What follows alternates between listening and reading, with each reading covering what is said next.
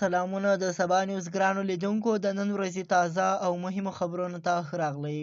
په خیبر کې د پښتنو قومي جرګه د منظور پښتین په وینا پیل شوله.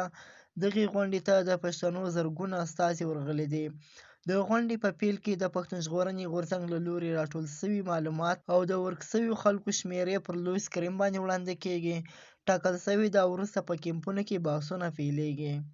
په خیبر کې د پښتنو قومي جرګه د منظور پښتین په وینا په رسمي ډول باندې پیل شوې ده چې پکې زرګونه کسان برخه اخیستې ده. د جرګې په ځای کې لا هم ګڼ شمېر خلک د غونډې ځای ته روان دي. د پي ټي ایم مشر تېره شپه ویلي وو قومي جرګه د انتظامي مشکلاتو له کبله وځنډېدله. منظور پښتین ویلي دي جرګې ته دومره خلک را روان دي چې 8000 جرابه ځمکه ورته کمه شوې ده. د خیبر پښتونخوا صوبایي حکومت 400 خیمې د میلمنو د انتظام لپاره جرګې ته ورکړې دي. د پښتون ژغورنې غورځنګ مرکزي غړی ذکیم وزیر وایي د پي ټي ایم تر 1000 ډېر غړي او عام خلک چې جرګې ته راتلل نیول شوي دي. منظور پښتین وایي پښتانه به د یو شهید وینه هم چاته ونه بخښي.